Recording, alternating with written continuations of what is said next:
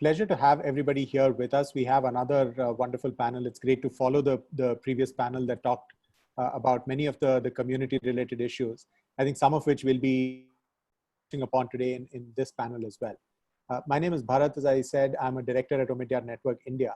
I'll just make very brief introductions to the other panelists that we have here. It's, as I said, a really eminent group of panelists. I'll just introduce all of them really briefly. I know you can read all of the detailed bios online and so on. So I won't try to go into the full list of accomplishments and so on with such an esteemed panel. I think that'll end up taking a long time. So I'll just call them out in the order in which they'll be speaking. We'll first hear from Rajit Matthews, who's Head of Urban Development at WRI India. Then we'll go to Mr. Jagjeevan Neelkanda Pillai. He is the former Program Officer of Kudumbashree and consultant for the LSGD Government of Kerala.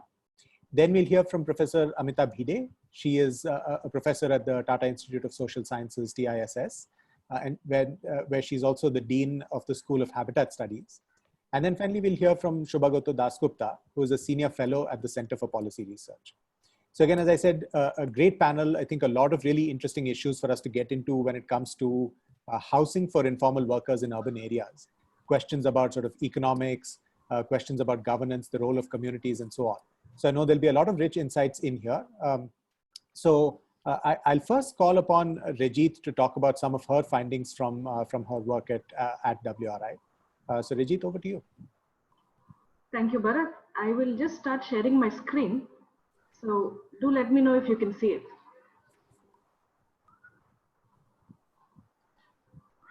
Yes, it's on. It's on? All right. Thank you very much, Bharat, and a very good morning to my fellow speakers and to the audience as well. Since it's a general audience, it would be good to do a few introductory numbers to understand sort of the shape and nature of India's housing issues. I'll just put this on full screen as well. Yeah. All right. So this is really in many ways the size of the problem. This has been put together by the technical committee that was looking at urban housing shortage in 2012. This is known as the Kundu Committee report. But for a broad sort of understanding of what is the deficit, it was about 18.78 million housing units for India in the assessment year 2012. What they found, interestingly, which is really the next column, is the housing condition was really the problem. It was not that it's homelessness as the big problem. It was the fact that these houses were inhabitable in many ways, uninhabitable. So really the sort of structural quality, dilapidation, age, and very importantly, and you can see the bulk of 80% is really congestion. Congestion is the issue we have in slums today. For example, small houses of about 300 square feet, having a large number of people living in, maybe 5-10 people at a time. So this really bringing in what the nature of the housing problem is. And again, another very important finding that came out is the income group that requires this housing. It was not really, sort of the middle income groups or the higher income groups, clearly about just a 4% lack in that area. But 96% of the gap is really in the lower income groups and the economically weaker sections. Now, this would beg the question that if this is where 96% of the gap is here, is this segment of society really involved in, sort of decentralized policy making? Are they empowered to take decisions and decentralized implementation as well? But on the ground, we don't see that picture very clearly in most cities and states. I'll just zoom into what this kind of condition looks like on the ground. So what is the ground situation here? This is a lower income settlement in Rajokri area in Delhi. As you can see clearly, a lack of basic services, water supply, sanitation, open spaces. Pretty much the people have to come onto the streets because there's not enough space inside. And this also raises questions today in sort of the COVID situation. We're telling people to stay indoors, but really that may not be the best situation for them. So how do we manage these situations? Further, where are they located?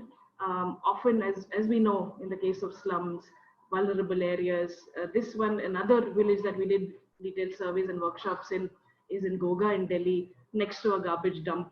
pretty much where some of these settlements are, able to then grow. What we did in many ways is to do some workshops to understand, what are the community needs. And in many ways in this session, we're looking at community needs and the state response. This is to understand what do they need, what are their priorities versus what the state provides. So if I refer to schemes like, say, the Pradhan Mantri Awas Yojana, they offer you, a pakka house. If you're an eligible beneficiary, of course, you can opt for, a pakka house at a different location. You can take a credit link subsidy, or you can take some money to sort of improve or increase your house size. But the question is that really what the people are asking for? And some consultations we had with, sort of the slum settlements in both of these village areas. Very often you see slums basically coming up next to urban villages because of common lands being available, etc. They proliferate near villages. Villages themselves tend to decline over time because of lack of services into slums. So these, all areas of high vulnerability and informality, of course. So they were very clear that, we can talk about all of this later, but we are happy where we are. We just need tenure security and land rights, some sort of, if not ownership, at least give us rights to use. And then we are happy to invest in our own houses if we have that security. After which, then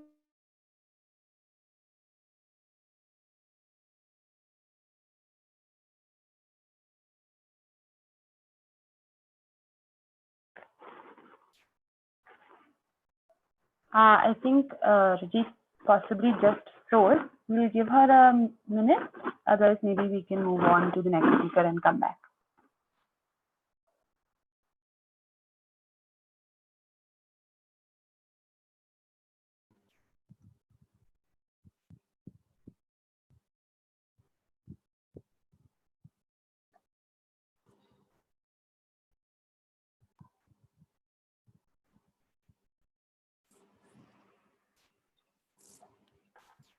Yeah, perhaps we can go on, Bharat, and I'll fix this with Rajiv. Yeah. Yeah, thanks, Rashi. Let's do that. So, Mr. Jagjeevan, if I could invite you in next. You have, of course, been running helping run the Kudumbashree program. You've been part of that for a number of years. And you're also now consulting with many other states that are looking to emulate a similar model. So if you could tell us a little bit about some of the challenges that government is facing. I think Rajit was going to set this up with her next slide, which is essentially going to talk about some of the lack of capacity that governments face. Bharat? Yeah, hi Rajit, are you back? Hi, I'm back through my mobile device. So I suppose if I could just verbally complete the last bit. Yeah, please go ahead and complete. That's great. If that would be all right. Yeah. That's so just sort of looking at the occupation profile of many of these slum dwellers and migrants. Actually, the situation we're looking at is in Bangalore. Unfortunately, the slides are not moving, but to look at the occupation profile, we looked at a peripheral village and slum area in Bangalore. Clearly, about 68% were migrants, many basically taking up daily wage jobs, are coolies, are sort of petty shop working and doing multiple jobs for their. This is very sort of, as we know, informal sector jobs with low social security.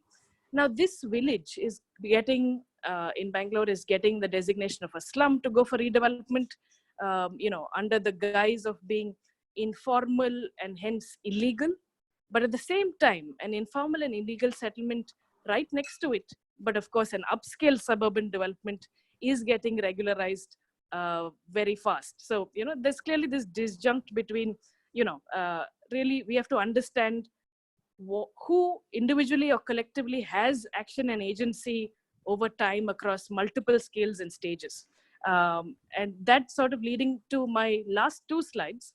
WRI, other than working sort of with communities and doing workshops to understand needs, is also a national training entity with the government of the Housing and Urban Affairs Ministry. So we do training and capacity building under Amrut. We were also doing some housing related training capacity building. So hence we did a survey across about 7-8 housing like boards and development authorities. And what we found is that their issues, we ask them about what is preventing them from reaching sort of the housing for all mission in many ways. So clear issues of policy disjunct. They're saying centrally there's an intent, but the ground reality is quite different. Capacity and capability constraints. In many ways, when capacity building exercises are done, they just tick mark and, we just have to give our attendance. Social audits. Now, this was introduced more recently for central government schemes to get feedback from the people on how the scheme is going, whether it's, how it's performing, etc. And this is getting very difficult to manage locally because these housing boards face a lot of pressures, including political, and these kind of feedbacks are difficult to source in their true form. And of course, the siloed approach to housing delivery, really missing out on interlinkages. These are officers telling us this, that we're only looking at numbers, we're delivering certain numbers and getting our tick marks, but all of the other linkages, like we would like to discuss in the session between shelter, livelihoods, informal economy, and sort of down top approaches being missed out. And so that, again, my concluding slide was talking about 7 lakh crores is the estimated investment on housing up to 2022 from the central government. So, sort of how and where is this investment going? Is it reflecting on the needs of the people? And is the state able to respond to the same? But I would end there just as sort of an introduction. Over to you. Thank you. Perfect. Thank you so much, Rajit. That was really informative. Mr. Jagjeevan, if I could turn to you next and essentially request you to reflect on the Kudumbashree and the Kerala experience from 2 points of views. I think one is, we heard a little bit from Rajit about the importance of bringing the community into the planning process. They have needs that might be completely different from what somebody at a central level might assume that they are. So tell us a little bit about, as you're talking about the Kudumbashree story, in particular with the focus on how you brought the community into the process. And I know that there are several nuances to the story, but if you could stick to the housing part of it, that would be really helpful. And if we can take about 5-6 minutes over it, that should leave us enough time to get to some of the audience questions as well. So over to you, Mr. Jagjeevan. Okay, thank you for inviting me to the seminar. First, I need to make this correction. And now I am as a consultant of Haritha Kerala Mission and also supporting some other state for Panchayat institutions and the program. I am not going to any other points for the discussion. Only I'm focusing on what the points you placed for the comments. The first thing is that the role of community network and local government in urban housing program. You see, in Kerala, actually, our urban housing program, you just see, you see 99% of the household, urban household, have their own toilet. Means it is a toilet linked with the houses. Our the latest figure, you see, only 1% of the population have no good housing facility in our slum and or the poor families. This is only 1%. We have a special program to address this houseless poor people. That is, now we have the you see the life mission, a special life mission program for housing and also the central schemes. What is the role of the CBO in housing is that, you see, the first thing is the identification of the correct right holder, that is, or the beneficiary. We are saying not the beneficiary, the right holder, the first things. The correct identification we can do through the community institutions, we say collectives. That's the first thing. The second is the approval of the design. You see, generally what happened in the housing program of the state or central, they will give a type design that may not be accepted by the right holder or the poor people. So here we are following to taking their opinion and their suggestion for the finalization of the design, the second thing. The third thing is the implementation role. Means we are providing the proper space in the implementation process, the construction process. And fourth thing is that we already created women construction groups from the community. They are also getting opportunity for the construction of the housing program. And the fifth thing is that, you see, the community network have opportunity to monitor the construction of the programs, the quality and the timing and the financial components will monitoring by the community. And also we have no simple housing program. All our housing program is linked with the their livelihood also. That is the major component. At the same time, you already placed the other question, what are the challenges? The major challenges is that you see our LSC in Kerala, you see one municipality have minimum 15 to 20 crore rupees their annual plan. Urban municipal corporation, it will come to 30 to 40 crores. More than that, if you include the central and state department scheme assistance, it will come near to 100 crore or something.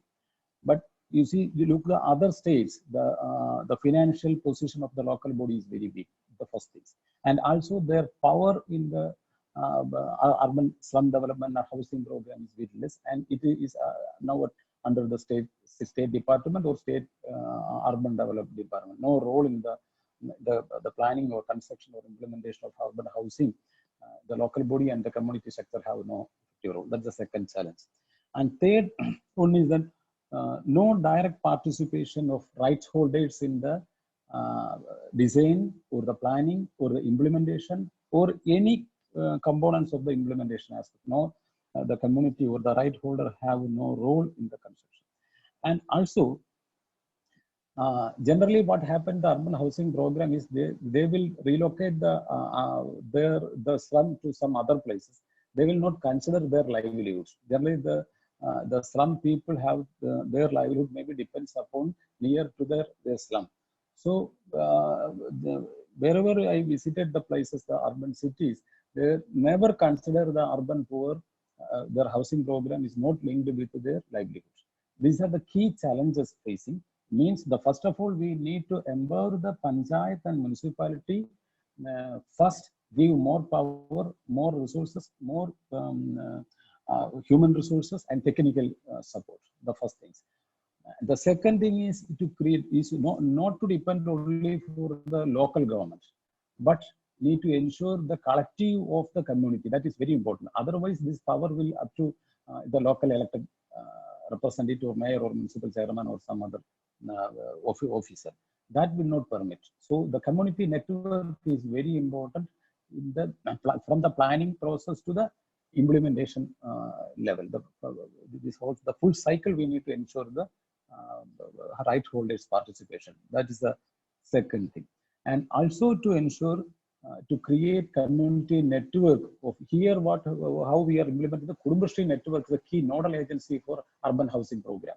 The Kudumbashree mission, the government of India and the state government will channelize the money to the Kudumbashree mission, and Kudumbashree mission is taking the lead for the implementation of the housing. How to implement? Implementation through the community network and local body. And the another one point we need to take to your attention is that we are promoting the alternate technology in the construction. Means two key elements we are promoting. The first thing is that the participation of the community network and the construction group formed from the community, women construction group. And second, alternative building technology. Means the urban housing program itself a livelihood program for the urban poor. That is very interesting thing. You see, here we have a program in the Trivandrum Corporation, Karimadan Colony. The project implementation, from the planning and the implementation and the final bill payment is implemented through the leadership of the community network. That is the way. So my request is that, or my suggestion is that, first of all, we need to, especially the situation of the COVID control. What are the key learnings from the COVID means? The empowerment of local communities, the first things, and the strengthening of local livelihood is the second things, and also affordable habitation or shelter is the important factor for ensuring the physical distancing or the safety of the vulnerable or aged or morbidity persons. Then the proper or scientific housing is very important. This context, only the way to address this vulnerable situation to strengthen the local community through local government, parallelly to create community network for to address this issue. Thank you so much, Mr. Jagjeevan. Really a rich set of learnings there, especially reflections on sort of strengthening local government, empowering communities, the role of technology in construction, and so on. Lots of really interesting lessons there. So thank you so much for that. Professor Bhide, if I could bring you in next. You have studied and researched a lot about the role that proactive development agencies can play in making sure that housing is actually built up as and when the demand comes up in cities like Aurangabad and many others. So if I could ask you to reflect on the role that development agencies of the state can actually play here, and also maybe draw the links between some of these smaller cities like Aurangabad and how that model can actually apply even to larger cities like, say, Delhi and Mumbai and so on. That would be great. So over to you, Professor. Thank you, Bharat.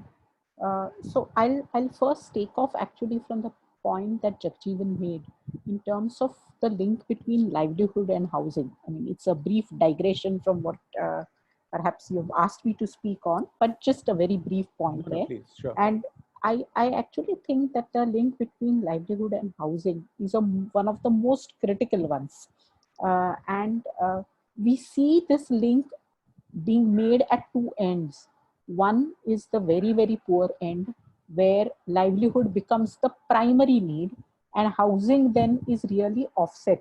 So people prefer to live in the riskiest of places, or where tenure is very, very highly insecure, or the housing quality is very bad, but livelihood becomes the primacy. This is at the lower end of the income spectrum.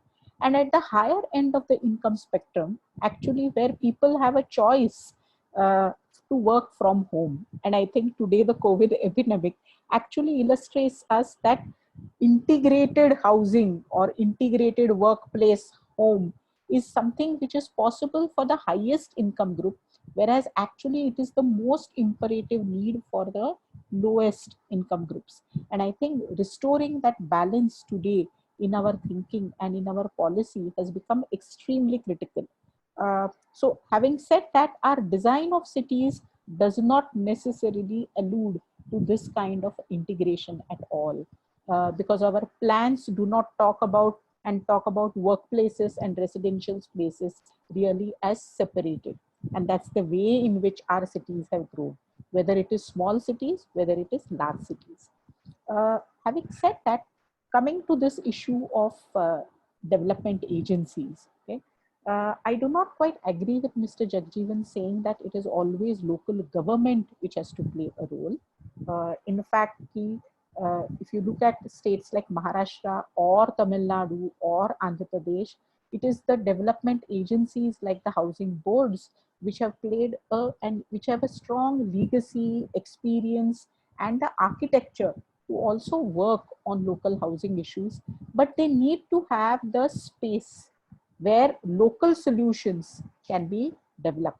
Now, the instance of Aurangabad that you talked about, Aurangabad is a very interesting city, and where today you will see that more than 70% of the people stay in various kinds of informal settlements. These range from a very, very highly congested inner town,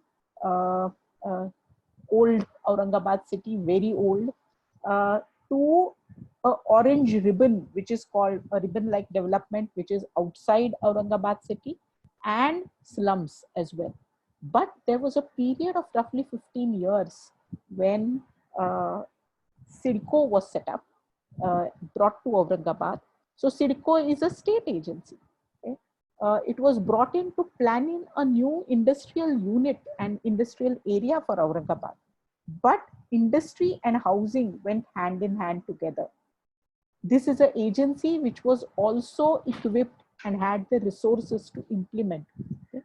So this is what created the local space. This space of 15 years, there were hardly any developments and increase in the amount of slum population in Aurangabad. Now, this tells us also something, that development agencies also need to have a local space to develop locally sensitive solutions. Okay? On the other hand, a model like Kerala's today can be exported to the entire country, and you will say ki, no, this is how it has to be done, this is how poverty means, and then it can be a complete imposition on other cities all over the country. So one needs to understand that local space means diversity. I'll come to a final point that I want to make, and I think this is actually coming not just from smaller cities, but also what I see in Mumbai, where I'm located.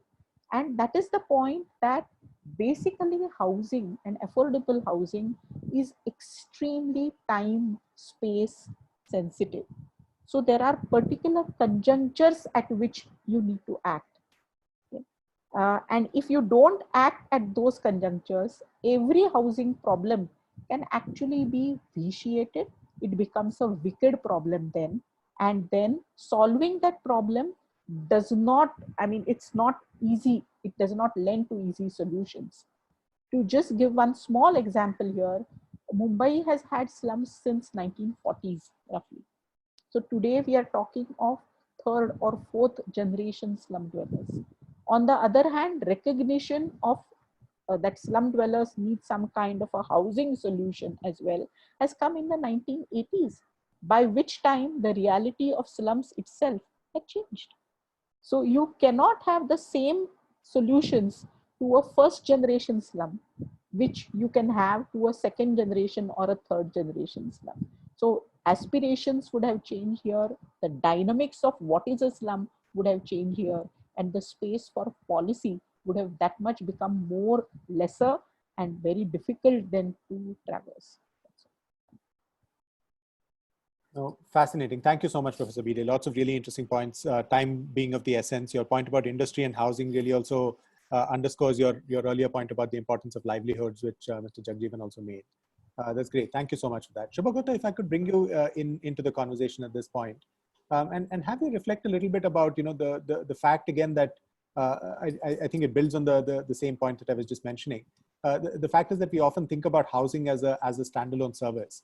But often you really need to think about it in conjunction with other services, whether it's infrastructure or the point about livelihoods that we've been talking about thus far. So if you could build on that and talk about your experience in that space, that would be great. Sure. Thank you, Bharat. Delighted to be here. Thanks for reaching out. It's rarely that I find something that I don't agree with Amita ji. So I'm excited about this conversation. It means as COVID-19 and of course this lockdown has exposed these vulnerabilities which have been long-standing demands of researchers and scholars working in the field. I think it gives us a great opportunity to look at the state-society compact afresh. In that, in the way I'm looking at it, if you just look at how government in its multi-tier dimension has been working in this period of lockdown. While the national government and state governments were doing stay-at-home policies, they were working from home. 80% of municipal staff were emergency frontline workers. Yeah. To reimagine the space of what national policies should be aiming to do, I think this is it's a big spotlight into the roles and responsibilities that we have given to our local governments, but don't really support them in delivering that. So I'll look through the government, the national policies by looking at housing policies itself, then housing, livelihood and planning, and then housing, land and infrastructure. There's 3 buckets, and just make a few quick points. So in housing itself, the challenge over this period has been, it's not the first housing program that the government of India has been running, but it has led to a very, it's only a set of products in the housing market for the urban poor. There is a great need to diversify these products, and then it's the PMAY and AMRUT together. These schemes have to make that a goal for themselves and not only come up with new models as they see it from the center. Of course, means that we are speaking today. We have this We are super excited that rental housing has come back into the mix. That's a very big gain from yesterday. But there too, the government restricts it to institutional rental housing and to these larger facilities, ignoring the fact that as of today, most of the urban poor live in informal settlements, in rents, who are invisible or without contracts. So transitioning to a full institutional model, it can be done, and in Singapore there are various examples of this route, but will require a more nuanced step-by-step approach, which many state governments have pursued. Two examples means in this context, just the example of Tamil Nadu, where there are rental housing programs for particular sets developed in particular time periods due to Government of India push. But these are from 5 to 20 years, but it's not transparent because the full land transfer or the unit transfer does not happen, though they're called rent to ownership programs. And there is, again, means each time the push from the government has been to go back and re-densify these existing units built in the 70s and 80s. In Orissa, or more generally, the what's it called, BLC, the program part of PMAY, which is a self-help kind of housing program, has seen the biggest uptake. 65 to 70% of the units under PMAY have been individuals directly accessing housing subsidies. However, these have their limitations because there is a significant individual contribution to it, and the institutional linkages on the finance side, for example, need to be strengthened and should be made part of the program. There are a whole set of recommendations, some that Mr. Jeevan referred to, that will make uptake of these kinds of programs easier and more beneficial, and will reach the communities faster. In housing, livelihood, and planning, I think, it means in the context of keeping housing in the center of it, means housing in the city. In one of our studies in Chennai, we are seeing that there's been a lot of peripheralization of slums. And this is happening by government policy. They're driven by the housing policies. But what the community's response has been is that they are coming back to the center and going back on rent in the center. And that's evident even in a 5-year, 7-year cycle of the two national sample surveys on housing that have happened recently. And rental housing has become, what was 30% earlier this decade is now 40% in the Chennai metropolitan area. In terms of, so connecting housing to livelihoods, of course, is central. And as mentioned by Amitaji, means the stark difference of how we are treating low-income housing is very evident by keeping them further away from their workplaces. Interestingly, Orissa has come up with a very nice, interesting, immediate and medium-term relief exercise under something called the Urban Wage Employment Scheme, which is going to allow local communities to get involved in municipal services. And the municipal services is also a big employer for wage earners. So the more if those are liquid and if we can pass money down through them, there's a huge scope of improving municipal services as an outcome of local area development exercises like the Urban Wage Employment Scheme. I believe this is going to be scaled up in its across the country too. And then finally, on the point of land, housing, and infrastructure, I mean, the way in the recent past we've been running our programs from the national level And this has its own historic context that while urban development is very much a local subject and has been for a while, I mean, they have not really invested in urban policy making as much, the state governments. Of course, except for a few cases where they have. And these being driven from the center through very strict rules of programs don't allow for infrastructure, housing, and land to get interlinked.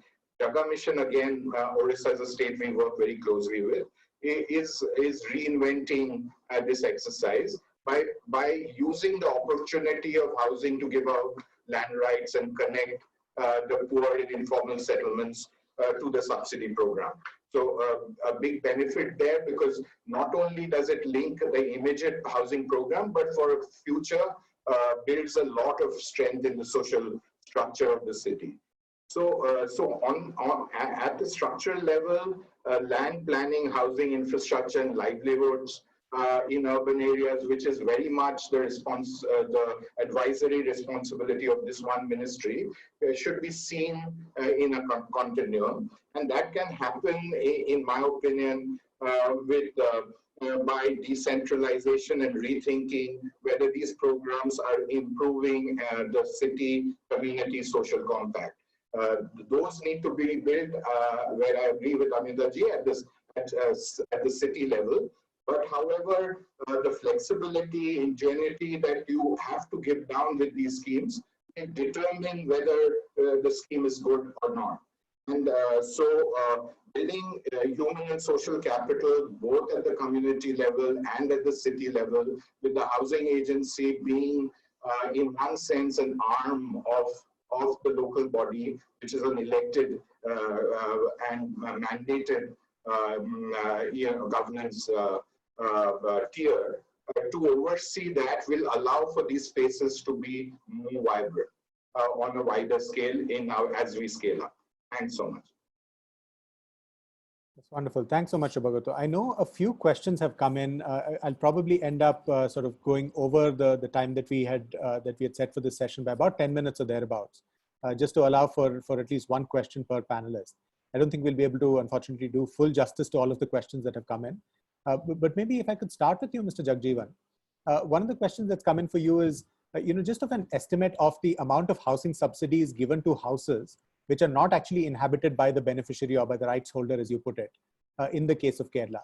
And the question is saying, it seems that the uniqueness of Kerala in connecting housing with livelihood could be the reason that this doesn't happen very often, that you actually have empty houses where people are seeking subsidies to sort of improve the condition of the house. Is that indeed the case? We'd love to hear your thoughts on that.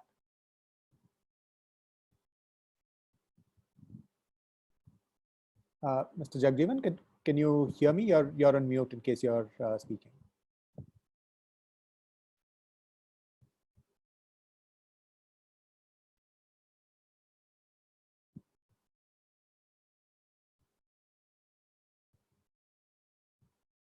Okay. Three more questions I have to answer, I think. The one question is for the how to link with the livelihood and housing program. And second is that the subsidy from the state government. Is it correct? Yeah, that's right. Actually, if you could just address the subsidy one, Mr. Jagjeevan, I'm not sure we'll have time to address all the questions. So if you could talk about this the subsidy piece in particular, that would be helpful, and then we can address some of the other questions. Okay. You see here, in urban area, we have three key housing programs. The first category is the Government of India program, PMAY, and there the state share is coming from the state and local body, their plan grant. This is both of integrated with the urban housing program. That is the first thing. And second program is that now the government of Kerala initiated one urban housing program, that is Life Mission. Life Mission is a state mission. It is for the people who are left out from the central housing program, and that we address through the state Life Mission program. It will come under the almost 90% of the subsidy for their housing program, where 10% is the beneficiary share. That the beneficiary also they will get from the community loan, especially from the Kudumbashree SHG network, they will provide the loan. The third one is the urban local body have their own housing program. But this time we integrated the urban local bodies housing program with the life mission program. The state housing program and the local body housing program is merged this time. So this the local body can first of all they just list out all the actual beneficiaries from the urban area. A single list named it. Based on the single list, almost I think this year to cover all the houseless people through this life mission program. The next phase is the landless people. Landless is the 2 cents or 2 cents for the urban area. The local body will help to purchase the land. That's the local body contribution. Then now the life mission also identified the land from the urban area for construction for the flat approach. Wherever the land is not available, there the government is taking the approach for the flat. So and here the problem is that the housing construction cost is little bit higher in other states because our money is or our market is fully led by the immigrant people's money. That is as you see the Gulf money is influencing our market. So the construction cost is little bit higher than, especially the labor cost also.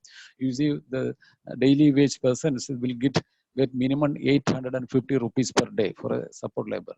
A skilled labor mason is at 1,250 rupees. And the supporter is near to 900 rupees. This is the wage component also.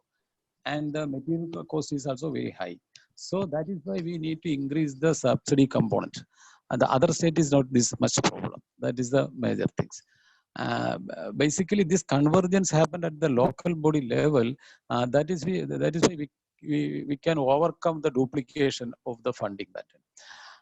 Means here the state will give the fund support through the life mission, and the local body, okay, the Toronto Corporation need to construct 2,000 houses, then they can earmark a little bit money from their plan grant, and the remaining part will support from the life mission. This is the approach our state government is looking forward. You get the next question opportunity? No, I think let's try to get each of the panelists in, Mr. Jagjeevan, and then if we have a couple of minutes left, maybe we'll take one other question.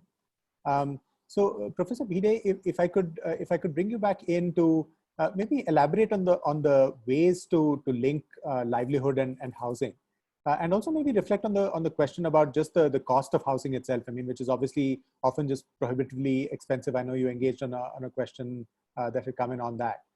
So if you could reflect on both of those things, just are there ways structurally of driving the cost of housing down, which is obviously one of the biggest constraints, and anything structurally also about linking livelihoods and housing, similar to the industrial housing example that you just that you mentioned with CIDCO. Sorry, you're on mute, Professor. Yeah, that's great. Okay, can I go on? Yes, please. Okay, so I'll first talk about the links between and how can one deliberately create links between livelihood and housing. Okay, and I'm just offering like a range of suggestions. Okay, first is thinking about the planning level. Okay? How we think and create separations between what are the conditions for residential housing and keeping it separate.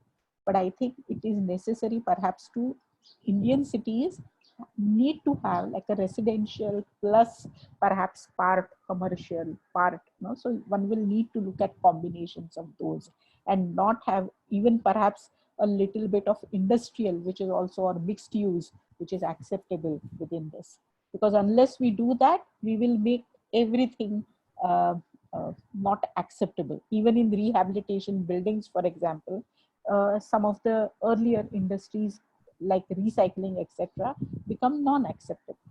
The second is a way in which employers themselves create housing on a rental basis for employees. And I think Kerala has given us a good model for that. Tamil Nadu has shown worker housing again in the garment industry. There are a few examples. And I think this is something which has been there with us historically.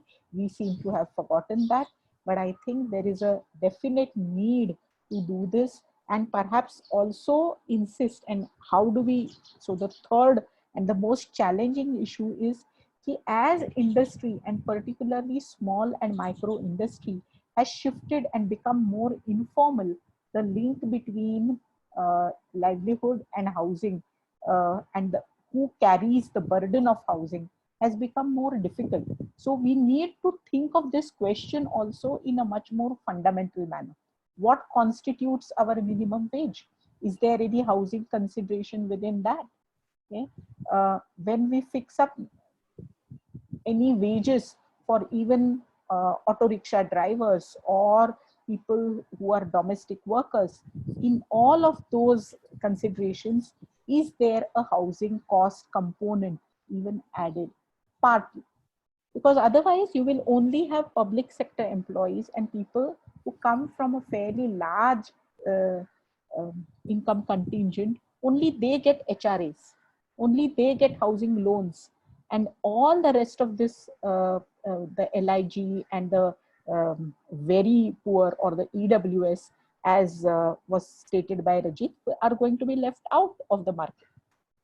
I'll very briefly talk about how can we think about bringing the cost component down.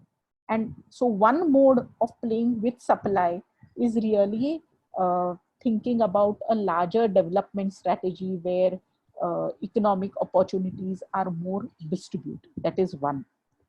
And the second, perhaps, way in which one can think about supply is how to increase the overall level of consumption and loan and housing finance preparedness amongst the various income groups that we have. Not just offering them credit, but first of all, making them credit worthy. Okay? And that's necessary. On the supply side, there is a lot to be done. So number one, how do we look at issues of vacant housing? How do we look at today the entire fact that the excess of speculation that one is causing? And how does one reorient the overall supply side to more local markets and demands? In every scale you will see. So there are second homes which are being created. There are holiday homes which are being created. And as a result, none of the markets today, unless one is talking of very, very remote areas, have remained local anymore. And as a result of this, this drives up housing prices. So one way in which perhaps one can look at costs is how to make markets more local, and what are the systems of both incentives as well as perhaps punishments in order to control that. Oh, wonderful. Thank you so much for that, Professor Bide. Yeah, definitely a phenomenon of sort of a large number of houses remaining empty while costs continue to remain unaffordable is an important one to address. Very useful. Rajit, if I could turn to you next and ask you about just the phenomenon of social rental housing and why that segment has not taken off well, including PPPs. Any thoughts or reflections on that? Sure. In fact, we've been asked by both state and central agencies to assist on PPP structuring. And when we went out and spoke to some of the actual real estate developers and then I see that as a question, why is the real estate market not coming into this segment? One of the developers put it this way in terms of the PPP policy. He said, the government is saying that you bring the land, you invest in it, you construct the buildings, but when you sell it, I will decide the cost and who gets that house. So he says this is a very unequal partnership. PPP has to be a partnership, not dictating terms in that sense. So definitely the way the policies are structured, there is very little experience also of PPP, and that's the other thing we got from surveys across states. I'm sure Mumbai is one case where maybe the SRA, the Slum Redevelopment Authority models are a version of PPP. They definitely have their drawbacks also. I'm sure Amita ma'am will have a lot to say about that, but most states have just not taken off on PPP. There is no experience. Guidelines are scanty or quite, unreasonable, because clearly there's not much of a profit segment or a margin that's available in PPP houses. So that being one issue, there's no experience and there's low incentive to take it up. Similarly, in social rental housing as well. I also saw a question that says, can you take up existing housing and make that social rental? Well, yes, why not? Definitely the states are pursuing these kind of options. We're working with the Delhi government to see if that's possible. Often what we see is that the stock that has not been taken up, whether central schemes and sometimes state schemes, is because they are very distant from where people would actually, they're not desirable homes. They might be structurally stable, but they're too distant. Often infrastructure has not yet reached that spot, and there's no transport, like there's no bus stop or some way to get back to the jobs that these people, informal sector has. So social rental housing, again, not an experienced model in the city. MMRD, again, in Maharashtra, had tried social rental housing. Eventually they had to sell it out, and that's sort of what, sell it out to people who are willing to buy it, who are living there. Chandigarh is following a similar model in social rental housing. They are giving the option to buy back after you've lived there for about 20 years, but at the cost of that year when you're going to buy it back in the 20th year. So there's not much experience in both. So definitely a need for models, a need for experimentation to be able to achieve, better success. We are only good at PPP in roads and airports as of now. So thank you. Got it. Thanks, Reggie. And Shubhagata, if I could ask you to reflect, you mentioned the fact that rental was at least given an announcement, given a mention in some of the announcements in the last day or so. But just what else would you have liked to see there? How else do you think that to your point about more diversity of options in the housing market, what more needed to be done there? What would you have liked to see?